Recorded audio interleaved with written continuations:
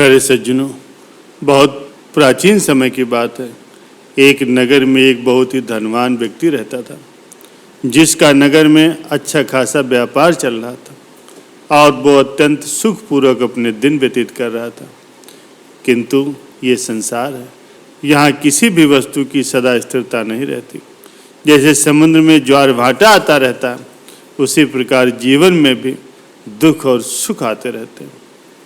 एक बार उसके भाग्य ने भी पलटा खाया, उसे व्यापार में बहुत हानि हुई और स्थिति यहाँ तक आ गई कि वो ऋण के बोझ में दब गया। उसकी साख भी समाप्त हो गई और उसकी मान प्रतिष्ठा सब कुछ धूल में मिल गई। परिणाम स्वरूप वो हर समय दुखी और चिंताग्रस्त रहने लगा। एक दिन वो इसी चिंता में बैठा अपने जीवन के पुराने दिनों को याद करके शोकातुर हो रहा था और अपने दुर्भाग्य पर आंसू बहा रहा था कि अचानक उसे हीरों की याद आ गई, जो उसने अपने घर में ही एक स्थान पर दबा के रखा था। ये हीरे अत्यंत ही मूल्यवान थे और संख्या में 5 थे। वे उसे अपने पिता से प्राप्त हुए थे। उसने वो स्थान खोद करके हीरों का डिब्बा बाहर निकाला। डिब्बा खोलते ही उसकी आंखें प्रसन्नता से चमक उठी। वह बहुत देर तक उन हीरों को देखता रहा। फिर उसने उसमें से एक हीरा निकाल लिया और शेष हीरे उसी डिब्बे में बंद करके पुनः उसी स्थान पर दबा दिया। उसने एक हीरा बेच करके व्यापार को फिर से आरंभ करने का विचार किया। वो हीरा बहुत ही मूल्यवान था।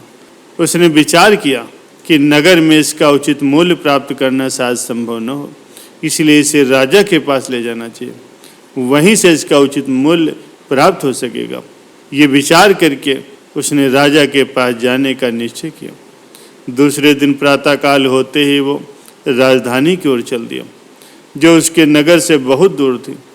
उस युग में आज की भांति आवागमन के साधन नहीं थे, न रेलगाड़ियाँ थी न बसें थी। मनुष्य घोड़े पर, बैलगाड़ियों पर अथवा पैदल ही यात्रा किया करता था। इस प्रकार यात्रा में तो कई कई दिन व्यतीत हो जाया करते थे। रात होने पर यात्री किसी गांव की धर्मशाला में रुक जाते थे और प्रातः होते ही पुनः अपने गंतव्य स्थान की ओर चल देते थे। क्योंकि वो व्यापारी अब दीनहीन हो चुका था, अतः पैदल ही राजधानी की ओर चल दिया। 15-16 मील की यात्रा कर चुकने के बाद उसने कहीं थोड़ी देर विश्राम करने की सोची, क्योंकि एक तो वो बहुत ज़्यादा थक चुका था और दूसरे उसे भूख भी जोरों से लग रही थी। उसकी दृष्टि अब किसी उचित विश्राम स्थल को खोजने में लगी हुई थी। थोड़ा आगे और बढ़ने पर उसकी दृष्टि एक स्थान पर जाकर के रुक गई। उस स्थान पर घने छायादार वृक्ष थे, जिनके मध्य में एक कुआं भी था। उसने कुछ पल सुस्ताने के बाद लोटा रस्सी निकाली और कुएं से जल निकाल करके हाथ मुँह धोया और फिर भोजन किया, जो वो घर से साथ ही ले गया था। भोजन से निवृत्त होकर जैसे ही वो लेटने लगा, तभी वहाँ पर एक अन्य यात्री आ पहुँचा। उस यात्री ने राम राम कहने के पश्चात उस व्यापारी से पूछा कि भाई आप कहाँ जा रहे हो। जब व्यापारी ने उसे बताया कि वो राजधानी की ओर जा रहा, तो उस यात्री ने प्रसन्नता प्रकट करते हुए कहा कि मैं भी राजधानी की ओर जा रहा हूँ। चलो अच्छा हुआ, साथ मिल गए। अब यात्रा बातचीत करते हुए बड़े आराम से कटेगी। प्यारे सज्जनों, वो यात्री वास्तव में एक ठग था, जिसे किसी प्रकार से उस व्यापारी के राजा के पास जाने का भेद ज्ञात हो गया था और व्यापारी से हीरा प्राप्त करने के लिए ही उसने यात्रा का ये ढोंग रचा था। उसका विचार था कि मार्ग में किसी भी धर्मशाला में जब ये व्यापारी गहरी नींद में सो जाएगा, तो वो हीरा लेकर के 9-2-11 हो जाएगा।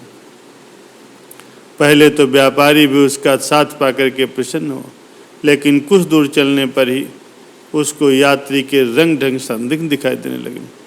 लेकिन व्यापारी ने उस ठग से तो कुछ नहीं कहा, लेकिन मन ही मन सावधान हो गया। शाम को जब वो लोग एक गांव के निकट पहुंचे, तो उन दोनों ने उसी गांव में रात्रि व्यतीत करने का विचार किया।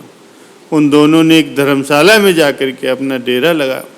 भोजन आदि की तैयारी में लगे। भोजन करने के बाद ठग ने नींद का बहाना बनाया और वो आंखें बंद करके खर्राटे लेने लगा। कुछ समय के पश्चात वो व्यापारी भी सो गया जब ठग को व्यापारी के नींद में आने का दृढ़ विश्वास हो गया तो वो चुपके से उठा और सतर्कतापूर्वक व्यापारी की तलाशी लेने लगा, किंतु उसे अपनी अभीष्ट वस्तु नहीं मिली। उसने फिर से व्यापारी के वस्तु उसके सामान को अच्छी तरह से टटोला, लेकिन परिणाम फिर वही निकला, उसे हीरा नहीं मिला। कुछ देर तक तो वो कुछ समझ ही नहीं पाया, खड़ा रहा। फिर ये सोच करके कि शायद उसे हीरे के व्यापारी के पास होने के विषय में पहले से ही सूचना मिल गई हो, ये सोच करके वो भी सो गया। दूसरे दिन जब प्रातः व्यापारी स्नान करने लगा और उसने अपने वस्त्र कुएं के पास उतारे तो हीरे की वो डिब्बी भी उस ठग को उस व्यापारी की जेब में पड़ी हुई दिखाई दी। डिब्बी को देख करके ठग बहुत ही विस्मित हुआ और मन ही मन सोचने लगा कि रात को तलाशी तो मैंने अच्छी तरह से ली थी, लेकिन फिर ये डिब्बी मुझे क्यों नहीं मिली? मैं रात को धोखा कैसे खा गया? लेकिन आज तलाशी लेते समय मैं और भी सतर्क रहूँगा। प्यारे सज्जनों, रात्रि होने पर जब वे अन्य गांव की धर्मशाला में सोए तो ठग ने फिर उसकी तलाशी लेनी आरंभ की, किंतु डिब्बी आज भी उसे नहीं मिली। उसने बहुत सिर पटका, लेकिन सब व्यर्थ। उसे समझ में ही नहीं आ रहा था कि वो हीरों की डिब्बी आखिर गई कहाँ। उसे जमीन खा गई अथवा आसमान निकल गया। ये व्यापारी कहीं कोई जादूगर तो नहीं जो रात को डिब्बी गायब कर देता हो। प्रातःकाल जब व्यापारी ने स्नान करने के लिए वस्त्र उतारे और ठग ने ध्यानपूर्वक देखा तो डिब्बी अब भी उसी व्यापारी के पास थी। अब तो उसके आश्चर्य की कोई सीमा ही नहीं रही।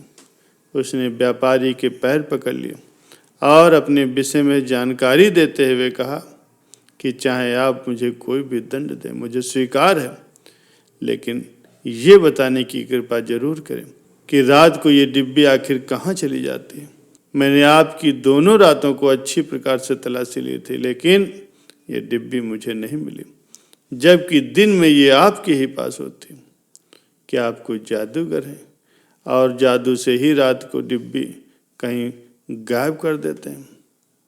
ये सुन करके व्यापारी ठहाका मार करके हंसा और बोला, अरे भोले, मैं कोई जादू वादू नहीं जानता, मुझे तो केवल तुम्हारे ऊपर संदेह था, और जब तुम सोने का बहाना करते थे तो मैं ये डिब्बी तुम्हारे सामान में रख दिया करता था और प्रातः ही तुम्हारे उठने से पहले ही इसको निकाल लेता था।